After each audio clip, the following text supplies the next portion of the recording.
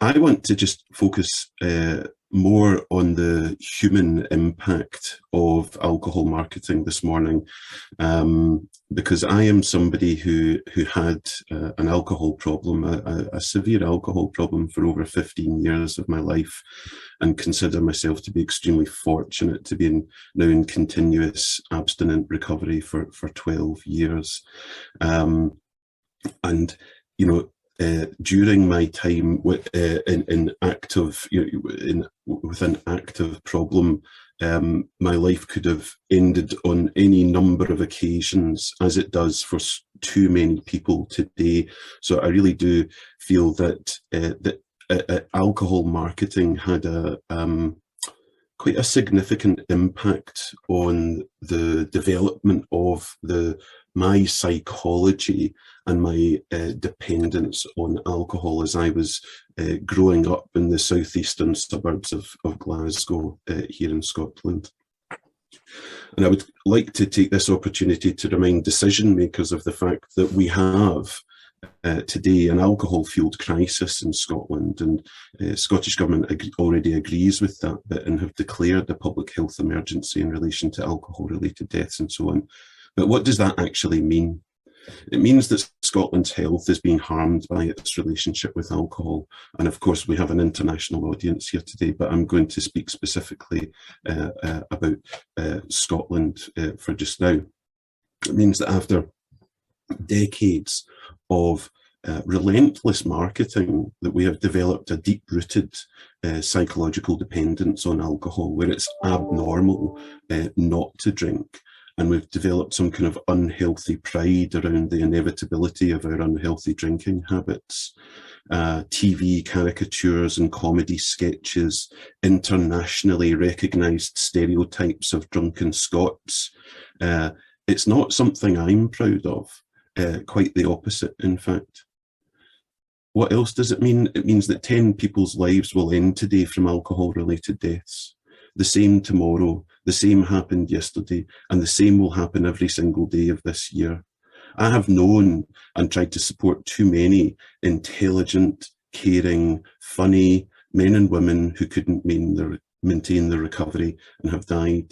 They've left behind husbands, wives, parents, and children. It's absolutely heartbreaking. And they were not, as the industry would indirectly have you believe, irresponsible, but people just like me who needed support and protection. They weren't protected. Everywhere they went, they saw alcohol. Every newspaper they opened, every sports match they attended, every time they took the bus, they definitely weren't protected.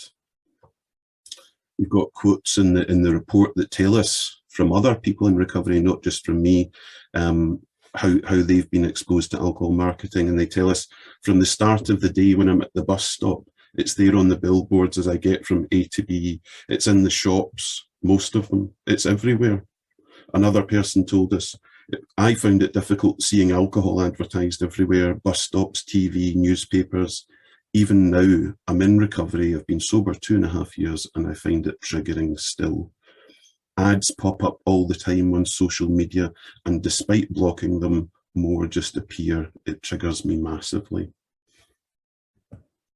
More and more examples of how alcohol marketing invades people's lives.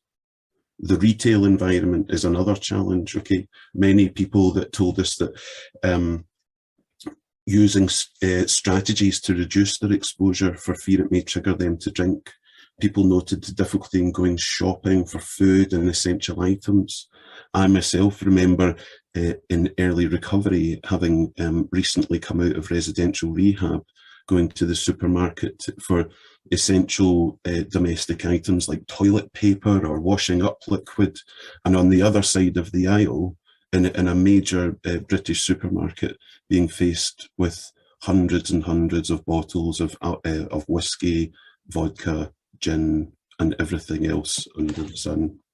I don't find that to be acceptable. Alcohol marketing makes us consume alcohol. It's an extremely sophisticated and powerful tool that convinces us to feel connected and loyal to certain brands.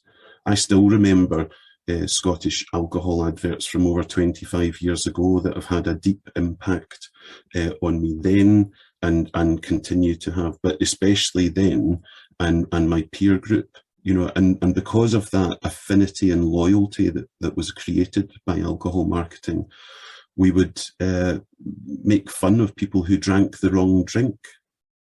We had become advocates for alcohol brands. Marketing is designed to do this. Alcohol marketing is hugely triggering, and for too many, this has catastrophic effect. And there's no escape, whether that be me, someone whose life depends on staying away from alcohol, or my children, or your children. Our private lives are continually bombarded by alcohol marketing, and we have been powerless to stop it. There's been no accountability for the impact of this ever-present marketing. So today, we're calling for change. We want to see ambition from governments to tackle this issue and to start protecting the rights of their citizens, to put in place effective measures that prioritise our health and well-being over corporate profit. There is public support for these measures, and I know that it would make a huge difference to the chances of people in recovery, like myself, to remain in recovery. And it makes perfect sense. Everyone I speak to agrees. The evidence points strongly to the fact that we can introduce effective measures that will make positive change. Recovery is possible. Once I was a so-called hopeless case, and now here I am 12 years into my recovery, and a lot has changed in those 12 years. I've worked in the recovery and treatment sector for almost 10 of these 12 years now, in residential rehabilitation centres, recovery community development, and now for a nationally commissioned organisation, Scottish Recovery Consortium. So much has changed in me in 12 years. Imagine where we could be 12 years from now in 2034 after 12 years of alcohol marketing restrictions. Imagine the difference that would have on our children and young people growing up. Because children and young people have told us they see alcohol everywhere. Members of the Children's Parliament in Scotland tell us this. They see alcohol every day, up to a few times a day, and they've just become used to seeing it now. This is not good enough.